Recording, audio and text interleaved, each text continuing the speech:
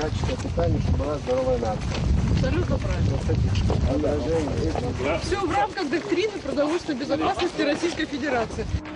Примечательно, что скот в этом госпозе не выгоняют на пастбище, а содержат в оборудованных по последнему слову сельхозтехники помещениях. Вообще же все, что предстало взору министра Скрынник, настолько ее впечатлило, что она отводит данному хозяйству роль образцового.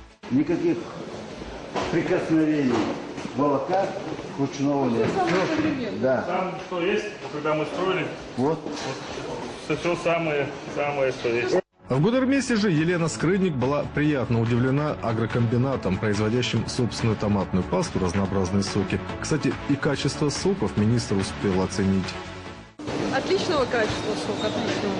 Вы считаете, что можно его поставлять и на московский рынок? Однозначно, конечно. И будет пользоваться спросом? Конечно. Я говорю Рамзану Ахматовичу, что это в принципе необходимо, потому что это первый шаг для развития инфраструктуры вашего агропродовольственного рынка. Убеждена, что вы будете поставлять овощи, фрукты, соки, все, что будет производить ваш консервный завод на рынке Москвы, Санкт-Петербурга и, возможно, за рубеж.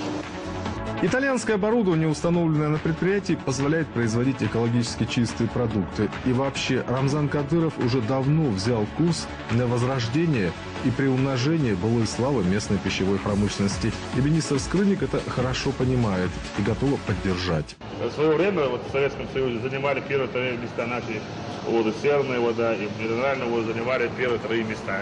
Это были славные традиции, мы возвращаем. И будем возвращать. Более того, Рамзан Кадыров заявил, что при реализации новейших планов по развитию республиканского пищепрома и сельского хозяйства Чеченская Республика станет лидером в сфере аграрного сектора не только в масштабах страны. Завоевывает рынок, да, на территории Российской Федерации за пределом.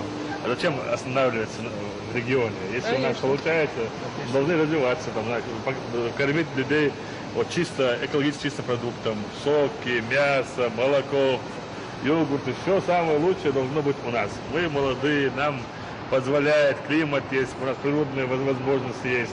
Наш молодой министр есть, и наш Елена Борисовна, уважаемая, помогает всегда во всем. Поэтому мы должны идти вперед и развивать сельское хозяйство. Вечером же министр Скрынник покинула Чеченскую Республику. Рамзан Кадыров завершил очередную свою рабочую встречу, которая вновь стала успешной.